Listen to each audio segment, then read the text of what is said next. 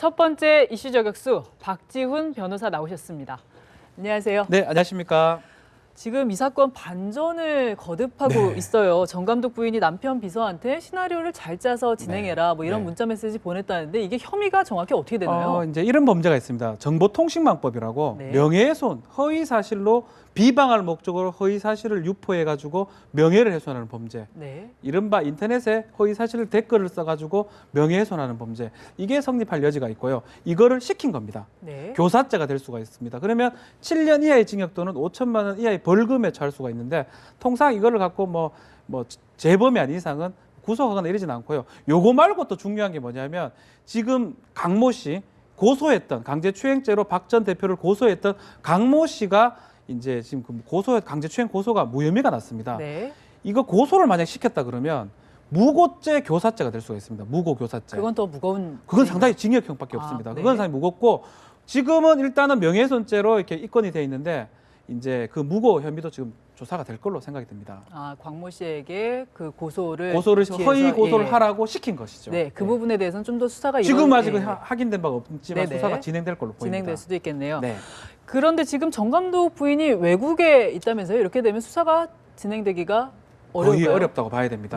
미국인입니다. 한국 사람이 아니고 국적이. 미국인이고 이제 체류국은 프랑스국이고 지금 만약에 구속영장을 발부를 한다 손 치더라도 만약에 이제 안 나온다고 뻗대면 범죄인 인도조약 이런 그런 인도 소송까지 가능하거든요. 근데 시간이 오래 걸리겠네요. 이 사안은 또 구속영장이 발부될 그런 사안 정도는 아니라고 보면 결국은 이 정명훈 씨 감독 부인이 직접 자진해서 오지 않는 이상은 조사하는 가능성은 좀 적다고 봐야 되고 이 경우는 이제 그 비서 이 정명훈 씨 부인이 이제 백모 씨, 비서 백모 씨를 통해서 보냈거든요. 이 백모 씨를 조사함으로써 어느 정도 혐의를 밝혀질 수 있지 않겠나 생각이 됩니다. 근데 그 비서도 지금 입원 중이라고 하는데 그러면 좀 수사가 더 늦어질 가능성이 있겠네요. 지금 병원에 지금 있거든요. 병원에서 지금 검찰에서는 출국 금지 조치를 내렸습니다. 혹시나 나갈 수 있기 때문에 출국 금지를 내려놓은 상태에서 조금 병원에서 이제 나오게 된다면 막 조사를 할 걸로 지금은 입건만 한 그런 상황으로 보면 될 것 같습니다.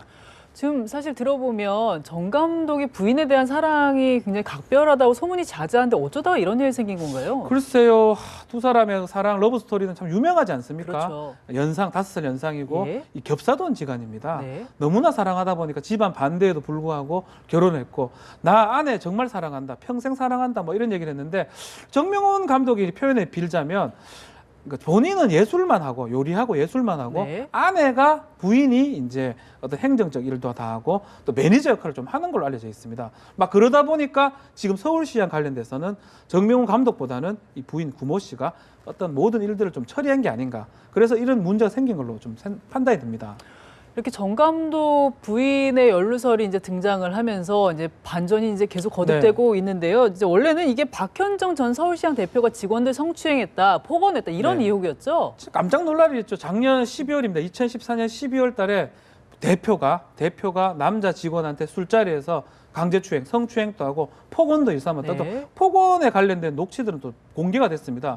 그래서 언론에서 대서특필이 되면서 정말 파렴치한으로 이게 몰고 갔는데 지금 8월 달에 2015년 8월 달에는 이게 무혐의인 걸로 이렇게 결론이 났습니다. 결국은 강제추행죄가 아닌 걸로 결론이 나고 이 남자 직원이 어떻게 보면 무고를 한 걸로 지금 결론이 난 그런 상황입니다.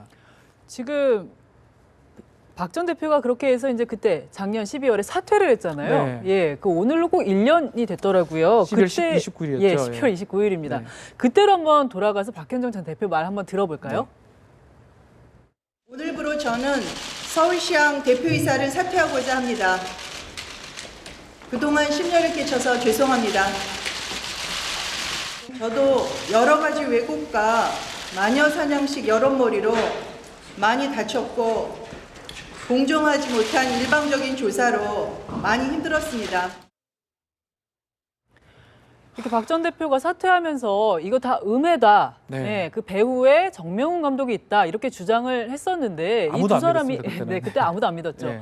그때 두 사람이 왜 이렇게 충돌을 하게 됐었던 걸까요? 그 당시에 이제 예술 감독이었고 정명훈 감독은 그리고 박현정 전 대표 같은 경우는 어떻게 보면 삼성의 CEO 임원 출신으로서 서울시장을 조금 경영적으로 업그레이드 시키기 위해서 데리고 모셔온 어떤 대표입니다. 아마 두 사람 간에 좀 알력 관계가 있었지 않느냐. 또 직원들 입장에서는 예술 감독을 따르기도 하고 또 경영적으로는 박현정 대표가 좀 통제를 해야 되는데 통제 안 되고 막 이러다 보니까 서로 파열음이 생기고 알력이 계속 생긴 걸로 보입니다. 그러다 보니까 결과론적으로는 이제 이렇게 강제추행죄로 고소하는 그런 상황이 된 게 아닌가 생각이 듭니다.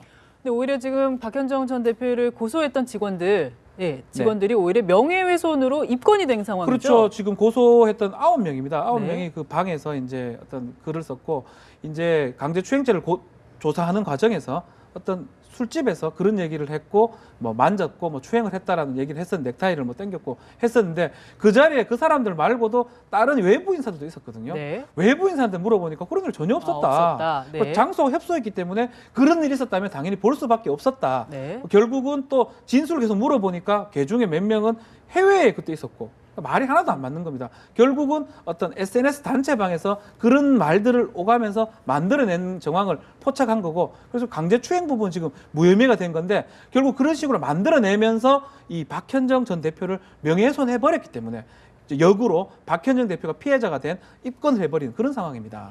정 감독 부인의 연루설까지 이렇게 이제 개입이 되면서 사건이 아주 굉장히 복잡해지는 것 같은데요. 그렇죠.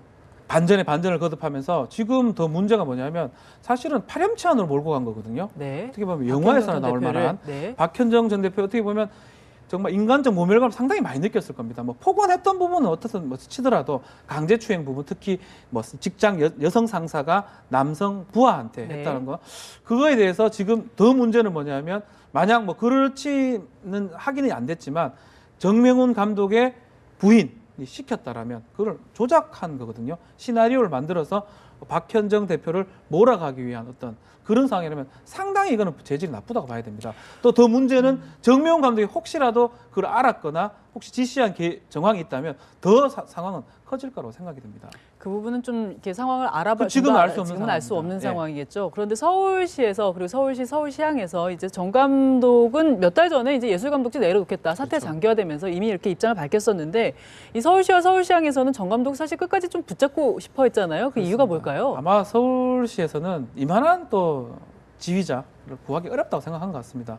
또 서울시향이 정 감독이 한 10년 정도 됐는데요. 옴으로써 상당히 업그레이드됐다 평가를 받고 있거든요. 그렇죠. 세계적인 시향으로 지금 가고 있기 때문에 아마 그런 의미에서 붙잡고 두고 싶긴 하긴 하는데 결국 근데 그 재계약에서 상당히 좀 정명훈 감독한테 유리한 어떤 재계약안을 냈다는 게 이번에 밝혀졌습니다. 원래 1년만 연장하려 했는데 3년. 그래서 이사회에서 이런 상황에서는 이 재계약하는 건 사실 아니라고 판단한 걸로 보이고 지금 보류한 상황이거든요. 앞으로 뭐 한 달 후에 다시 판단할 걸로 보이는데 이 형사 사건도 봐야 될 것 같고요.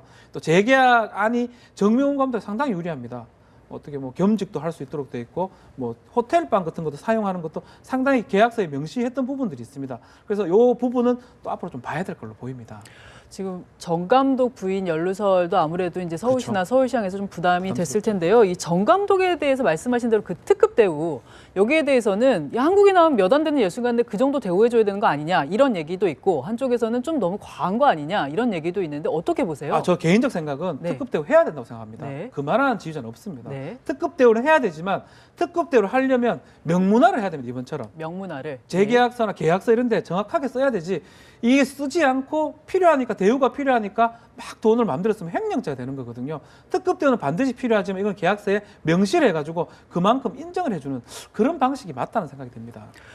지금 정 감독에 대해서 그 정 감독 부인의 연루설이 지금 등장을 하면서 사건 복잡해지고 굉장히 반전을 거듭하고 있는데 좀 수사 상황 좀 지켜봐야겠네요. 그렇죠. 일단은. 뭐 정 감독 부인이 아마 한국에 들어올 가능성은 잘 없어 보이거든요. 조사받기 위해서. 네. 없어 보인다고 하면 수사는 조금 길어질 걸로 보입니다. 지금 예단할 수는 없는 상황이고 지금도 어떻게 보면 언론에서 보도된 바에 따르면 그럴 수 있다라는 거지 아직 확인된 바는 없기 때문에 수사상을 지켜봐야 되고 아마 그 텀을 보기 위해서 재계약을 보류한 거고 그게 어느 정도 확정이 된다면 재계약도 될 수도 있다고 생각이 듭니다. 아직은 좀 예단하기 어려우니까 네. 좀 상황을 지켜봐야겠네요. 맞습니다. 오늘 말씀 잘 들었습니다. 네, 감사합니다.